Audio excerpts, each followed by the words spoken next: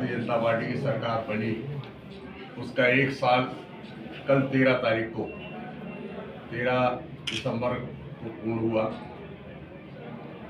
हमारी सरकार ने 1 साल में क्या क्या नए काम किए और किन कामों को गति दी, उस विषय में हम आप सबको अवगत कराना चाह रहे हैं। आपके माध्यम से जनता तक ये बात पहुंचे, इसके लिए आप सबको आमंत्रित किया गया है। बहुत खुशी का विषय है कि 2023 में प्रचंड बहुमत के साथ मध्य प्रदेश में भारतीय जनता पार्टी की सरकार बनी, राष्ट्रवादी सरकार प्राप्त हुई। एमपी के मन में मोदी और मोदी के मन में एमपी का नारा चरितार्थ हुआ। सरकार का यह प्रथम वर्ष मध्य प्रदेश के सुशासन, विकास, विरासत के संवर्धन के लिए समर्पित है। हमारी सरकार के प्रधानमंत्री श्री नरेंद्र मोदी जी के मंत्र सबका साथ, सबका विकास, सबका विश्वास के साथ गौरवशाली विकास संपन्न हुआ। मध्य प्रदेश की संकल्पना को साकार करने में ईमानदार प्रयास किया गया।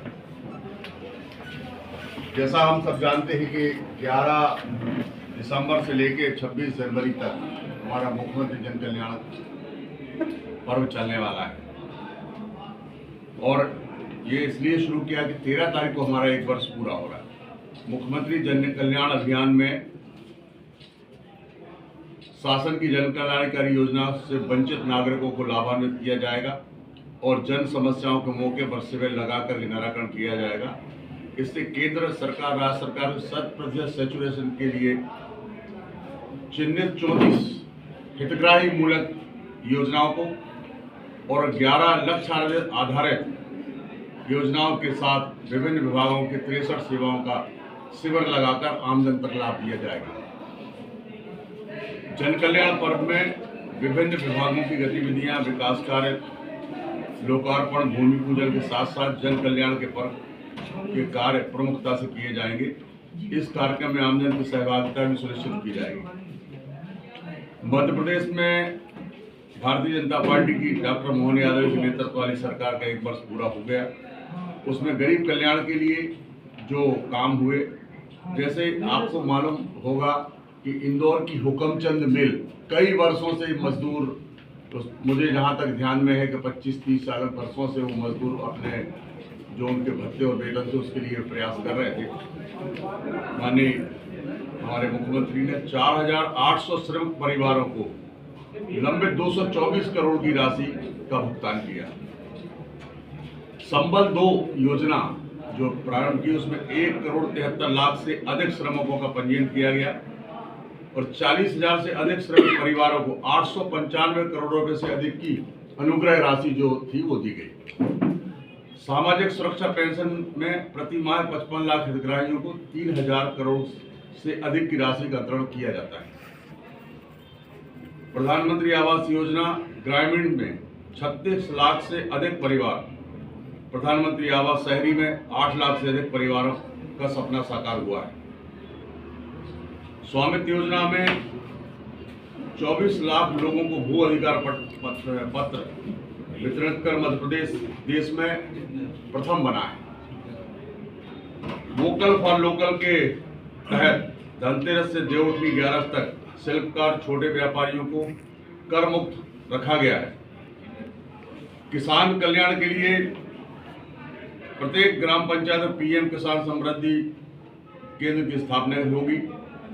रानी दुर्गावती श्री अन्न प्रोत्साहन योजना में 1,000 रुपया प्रति क्विंटल के हिसाब से उनको उत्पादन के लिए प्रोत्साहन राशि दी जाएगी और वो अधिकतम 3,900 रुपया प्रति हेक्टेयर होगी।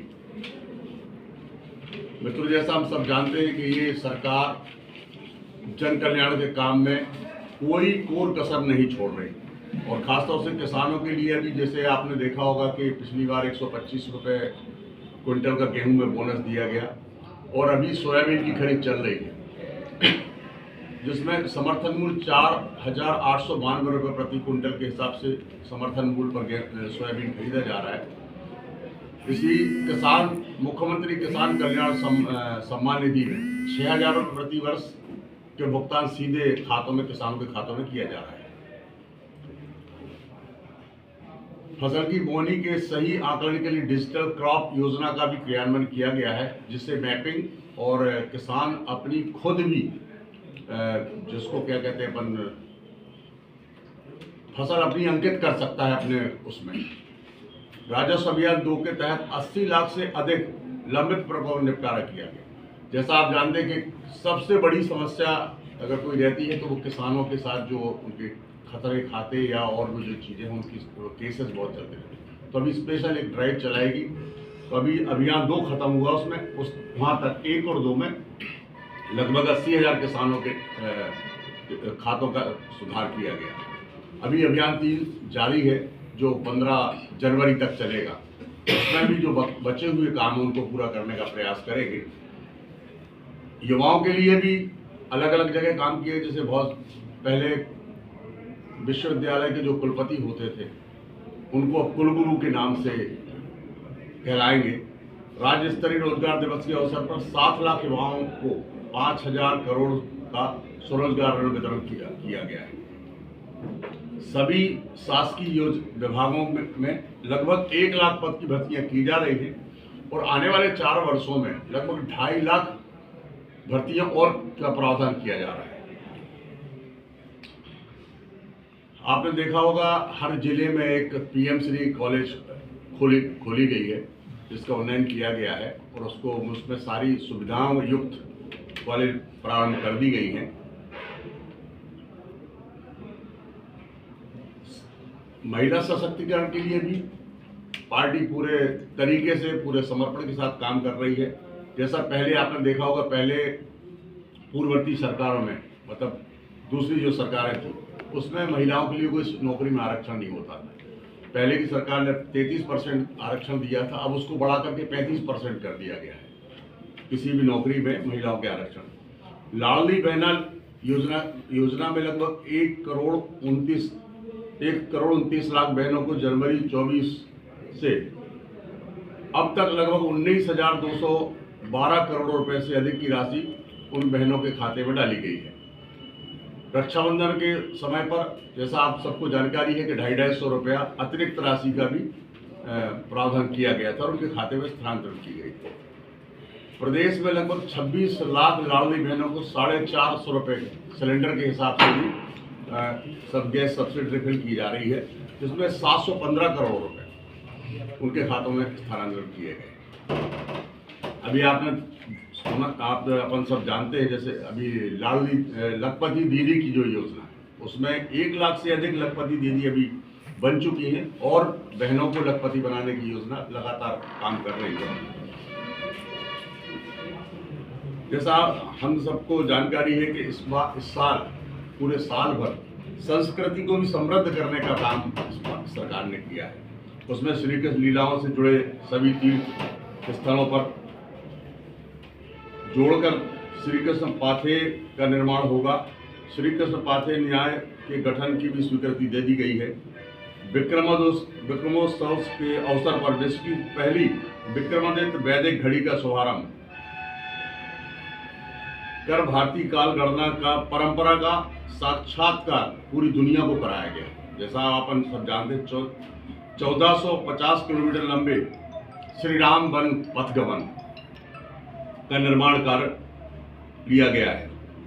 प्रत्येक नगरीय निकाय में गीता भवन के निर्माण का भी निर्णय लिया गया है। अभी 11 तारीख को आपने देखा होगा पूरे प्रदेश में गीता का, और जो एक विश्व रिकॉर्ड बन गया वर्ल्ड, इसमें Guinness book of world record में नाम जोड़ा गया। एक साथ 5,000 लोगों ने गीता का पठन पाठन किया। सुशासन की दृष्टि से आप जैसे जानते हैं कि अभी अपन बात कर रहे थे, किसानों की साइबर तहसील भी बनाई गई है। नामांकन और बंटवारे जैसे राजस्व प्रकरणों को ऑनलाइन निराकरण के लिए प्रावधान कर दिया गया है। पहले कई बार अपन देखते थे कि किसानों को एप्लीकेशन लगाना पड़ती, फिर उसका निपटारा होता। अब साइबर तहसील के कारण पूरा एप्लीकेशन होने से इसमें सरलता आएगी। संपत्ति में ई पंजीयन और ई स्टैंपिंग के माध्यम से भी रजिस्ट्री की सुविधा संपदा 2 शुरू किया गया है। अभी आप देख रहे हैं कि कुछ दिन पूर्व थानों की भी सीमांकन किया गया था। परिसीमन जो थाने थे बहुत पुराने चले आ रहे थे, उनका भी परिसीमन किया गया था। अभी जो आप देख रहे हैं जिलों का परिसीमन चल रहा है। उसमें जो कुछ जिले इधर से उधर कट के तहसील या ब्लॉक के तहत जोड़े जा रहे हैं। ये आगे चल के इसके परिणाम अपने को समझ में आएंगे कि इसके क्या फायदे होंगे। कई जगह इसमें आपत्तियां भी आ रही, कई जगह लोग बहुत उत्साह के साथ इनसे आगे बढ़ रहे हैं। सबके लिए सुलभ आधुनिक स्वास्थ्य सुविधाएं हों, ये भी प्रयास किया जा रहा है। चिकित्सा शिक्षा और लोक शिक्षा, लोक स्वास्थ्य परिवार कल्याण विभाग, इन दोनों को विलय कर दिया गया। पहले ये दोनों विभाग अलग अलग थे, चिकित्सा शिक्षा अलग थी और स्वास्थ्य परिवार कल्याण विभाग अलग था। तो उसको इकट्ठा करने से ये होगा कि एक जगह उसका नियंत्रण होने लगा है। अभी आप जैसे आमजन के स्वास्थ्य सेवा के लिए 30 मध्य प्रदेश में भी 30 मेडिकल, 17 सरकारी और 13 प्राइवेट मेडिकल कॉलेज हैं। लेकिन अभी पीपी मॉडल पर भी अभी और 12 और मेडिकल कॉलेज खोले जा रहे हैं। यानी अगर ये सारे मेडिकल कॉलेज जब चालू हो जाएंगे तो पूरे प्रदेश में लगभग हर जिले में एक मेडिकल कॉलेज हो जाएगा। अपन जरा सोचें कि आज से 15 साल 16 साल पहले ये स्थिति थी, मध्य प्रदेश में मात्र 6 मेडिकल कॉलेज थे और 720 सीटें को हुआ करती थी। आज हमारे मध्य प्रदेश में टोटल 4300 लगभग सीटें हैं और ये जब सारे कॉलेज प्रारंभ हो जाएंगे तो 5000 से अधिक मेडिकल कॉलेज की सीटें यहाँ हो जाएंगी।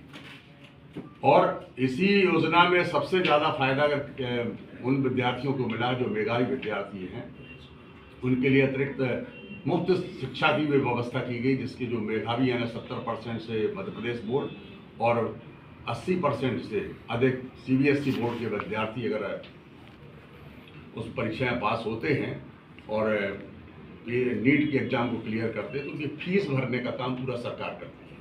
और जो बहुत बड़ा काम है, देश में किसी भी प्रदेश में नहीं है, और जिसकी वजह से जो गरीब विद्यार्थी, गरीब लोग, पिछड़े लोग, गाँव से निकले हुए लोग मेडिकल में MBBS डॉक्टर बनने का सपना इसके कारण देख पा रहे हैं। ये तो फीसें आजकल इतनी ज़्यादा हो गई प्राइवेट की, तो कर नहीं पाते।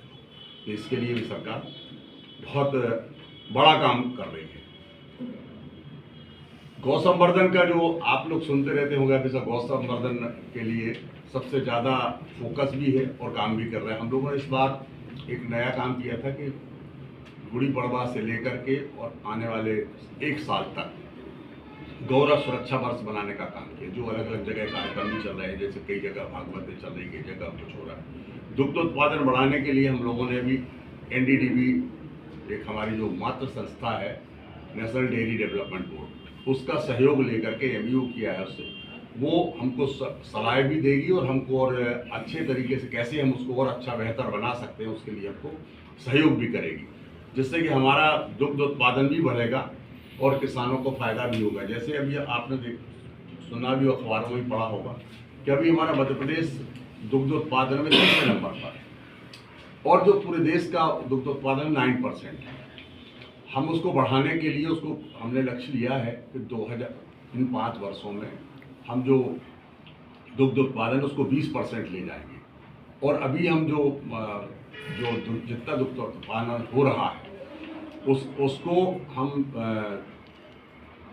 5 रुपया प्रति किसान प्रति लीटर हम उसको बोनस भी देंगे। जो हमारे समूहों से हमारे सांची के जो जितने उत्पादक किसान उत्पादक हैं उनको 5 रुपये बोनस देने का भी हम काम करें, जिसका हमने प्रावधान लगभग 150 करोड़ रुपए का अपने बजट में ही प्रावधान किया हुआ है। तो हम चूँकि हम सब इस बात से भली भांति वाकिफ हैं कि आज अगर कोई जैसे दुगनी आय करने की जब हम बात करते हैं तो मुझे जो लगता है सरकार भी ऐसा मानती है कि कृषि उत्पादन के साथ साथ हम जब तक दुग्ध उत्पादन में नहीं जाएंगे, इसको बढ़ावा नहीं देंगे, तब तक किसान की आय दोगुनी करने में थोड़ी सी कठिनाई होगी। और एक साधन है जो किसान की आय को दोगुना करने में काफ़ी सहयोग करेगा। जैसा अपन को जानकारी है कि अभी तक जितनी गौशालाएँ चल रही हमारे मध्य प्रदेश में, उनमें पंजीकृत गौशालाएँ जितनी हैं उनमें हम अभी तक 20 रुपये प्रति गाय प्रतिदिन उसके लिए भोजन और चारा और भूसा के लिए खाने के लिए देते थे। अब उसको बढ़ाकर 40 रुपये कर दिए हैं, जो बहुत जल्दी किसानों के खाते में आना शुरू हो जाएगा। तो ये भी एक बड़ा फैसला है कि जिससे सरकार के बजट पर काफ़ी प्रभाव पड़ता है। अपने को 20 से 40 तो लगता है, लेकिन वो काफ़ी बड़ी रकम है। हमने अभी आपने देखा होगा कि पहले हमारे यहाँ रिजर्व फॉरेस्ट जो हैं, टाइगर रिजर्व, अभी हमने 2 नए शुरू किए हैं और मध्य प्रदेश को टाइगर और